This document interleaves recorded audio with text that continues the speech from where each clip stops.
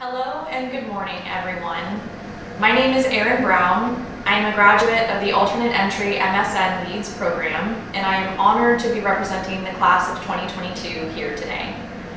I am a first-generation college graduate, wife, and dog mom, and I didn't always know I wanted to be a nurse.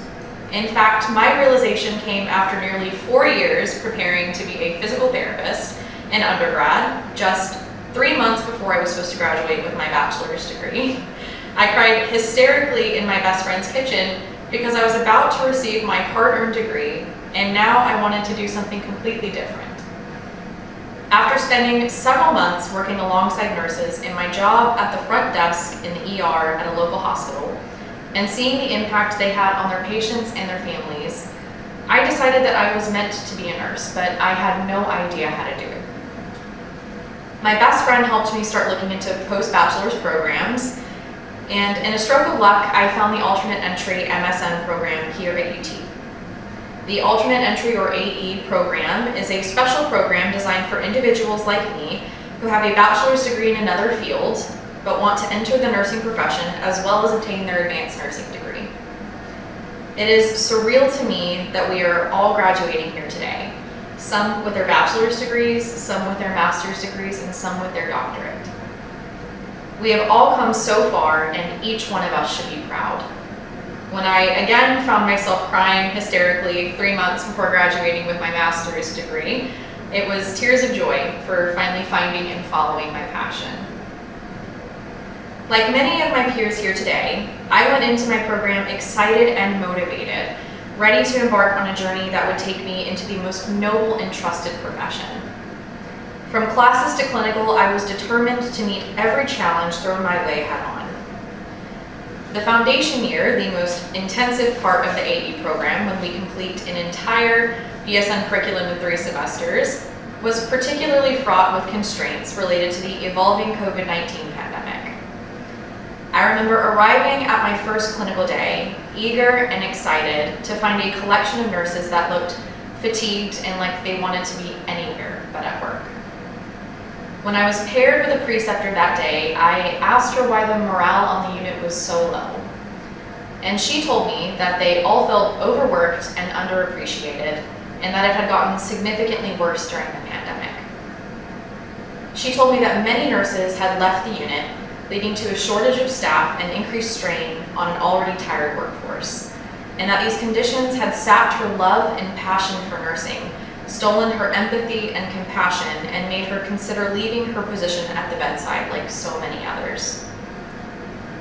This opened my eyes to the plague of nurse burnout, and I questioned what I could do to help fix this.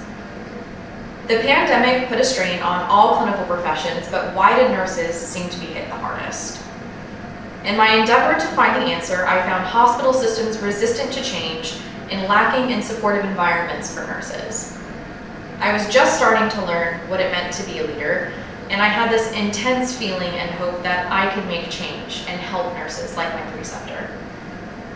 This ignited a passion in me for improving the nursing practice environment and finding ways to help nurses fight burnout. How can we provide the best care for our patients when we as nurses are not being taken care of? As I continued through clinical, I strove to be a beacon of positivity and light for my preceptors and my patients, to try to combat just a little of that hopelessness and despair. I distinctly remember arriving to another clinical day, smiling brightly as I introduced myself to one of my patients, an elderly man who had been on that unit for quite some time and was known to be a bit grumpy, and found a look of shock on his face. I asked him what was wrong, and he said to me, "It's just really nice to see someone smile for once." I gave a little laugh and said to him, "Oh, surely it's just the masks. You just can't see everyone's smiles underneath." He replied, "No, you can see it in their eyes. Their eyes don't smile, but yours do." And he gave me a broad smile of his own.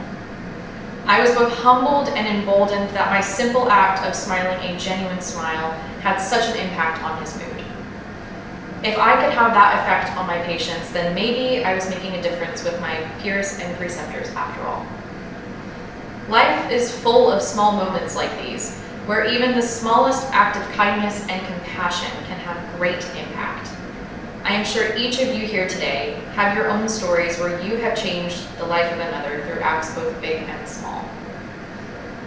Nurse burnout is just one of many systemic challenges facing the nursing profession and healthcare in general. Each one of us here today is faced with issues in our individual practice, from ethical dilemmas surrounding end-of-life care to the conservation and allocation of scarce resources. The issues we face never seem to end. As we make strides in our research, our clinical practice, and our careers, we have unique opportunities to innovate and find new ways to challenge the status quo. Our education at UT has been intensive and demanding, holding us to the highest standards of nursing excellence, so that we can be change makers and help fight such systemic issues. Through our time here at the School of Nursing, we have not only acquired the skills we need to be nurses, but also the tools to be leaders, agents of change, and advocates. From innovation at the bedside to outreach and public health to advocacy for legislation, we will be leading revolution across the nursing profession. We may walk this stage today and close the door to this part of our respective journeys, but we are only just getting started. Congratulations, class of 2022.